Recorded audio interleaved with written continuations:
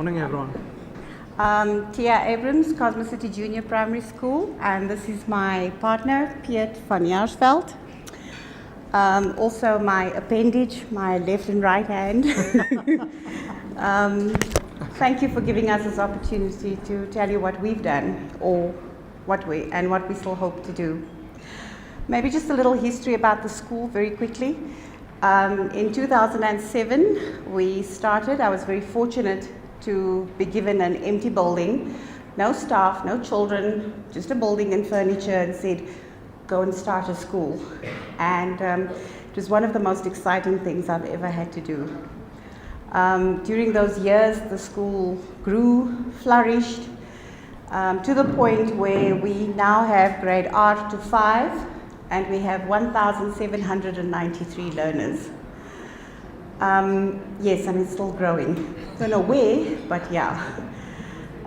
The most wonderful thing about it was that, and for me, unfortunately, this is where my problem started, is that I was so focused on curriculum and systems and structures. And so the curriculum pretty much takes care of itself these days.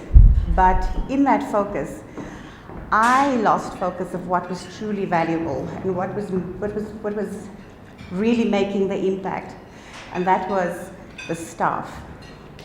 So for me, and it was Tia before, is I was very lonely in my leadership. Yeah, that was a little fast. Sorry. I was very frustrated in trying to deal with very low teacher morale, and even though they were extremely focused in terms of delivering the curriculum, I could see that there was a gap, huge gap. I also had the very great pleasure of having an extraordinarily difficult SGB member last year. I was as close to resigning or murdering him. And to the point where I felt like it was time to make way for new leadership. And then, fortunately, along came Piet and Dina, and suddenly there was hope, there was light again. I was motivated and driven again. Piet has been wonderful. And if you know him as a person, he seems very sort of, affable, and he is very nice, very forthcoming. But there's a quiet strength and a drive that gets you to do things that you didn't think that you were able to do.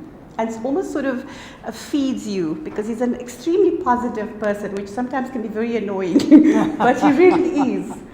And he has great love and hope for our country, and I think that's what drives him. You've spoken to my wife, did you? Secretly.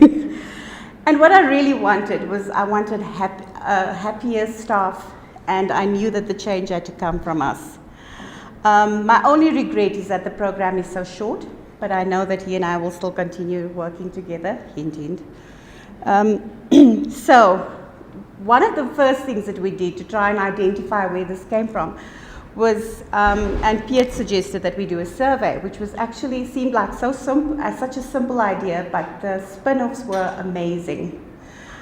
At first, the staff seemed a little bit reluctant, but out of it, and we're still reaping the benefits of it, is that our focus has become so much more targeted. The staff come and they present solutions. There is an energy at the school now that I am just loving.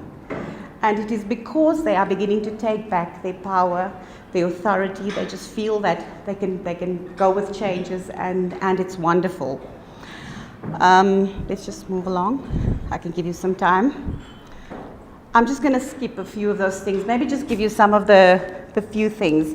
Is that there is the continual growth and development within the staff is truly the most amazing thing. The children are benefiting enormously. But I think mostly, and I want to say that for me, this has been a one-sided partnership. In my opinion, is that I have gained, I have grown, I can see the positives at the school. I can see new things developing on a daily basis, too numerous to even mention here. So, yeah, I think the most important thing is that, and I'm just going to do that again, last one. So we have a couple of goals, and I've mentioned them: to continue work on the identified areas, to improve consistently, to maintain as far as possible the blossoming positive morale and enthusiasm of the staff, to never stop striving to be the best in all aspects, and above all, to make Piet a permanent member of our family. So thank you very much, PFP, and it has been an absolute honor and a privilege to be part of this program. I'm going to very gently suggest to the people here and the powers that be, that it be extended. I really think a year is too short. There's too much to do in too little time. And maybe just before Piet goes, to say the one thing that I've put it up all over my school, and I've said to the staff: never let anybody tell you you are just a teacher, because that's like saying Clark Kent is just Superman. So thank you. Could be missing the plot completely. What we get out of it is much more what the principals get out of it. Because finally we have opportunity where we can contribute to society. My children through school, I can no longer participate in their education. But here's the opportunity where we can positively, saying that modestly, impact something in society. I've used this at Nedbank, and I repeat the same because I think it's so fundamental. I am one, so I can't do everything, but I am one, so I can do something. And I should not let the fact that I can't do everything deter me from doing something.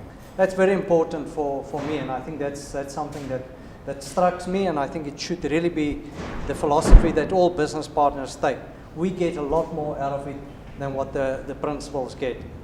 We can make small contributions, and when Tia and I engage, one of the first things, certainly I have 100% focus. It's what she and the school needs rather than what I need. And it was very clear to me when we initially had the discussion, what she wants is that staff morale and staff energy to come back. The survey is a fairly simple suggestion, and it is trying to apply business principle to a fairly complex organization, that being a school, because that is a complex organization. And what we've seen there is, and Thea was very brave because I want her, once you do something like this, there's 3 rules. You need to engage everybody, so everybody must have a say, anonymously. Second thing is, once those results are out, you must share it with everybody. And most importantly, those results are out, and whatever it says, because be careful what you ask, because you might not like the answer. You must do something about it. She was brave enough, that's what she did. And now we're reaping the benefits. We're seeing the staff morale. Someone earlier mentioned your people coming forward with solutions, or the problems just disappear. And that is something we see. So engage any one of you to do something similar. It's a very basic principle. It works in the corporate life. Not as many brave leaders out there doing this, unfortunately, but here's the opportunity to apply that business principle to your complex organization, and you'll see the benefits. Thank you.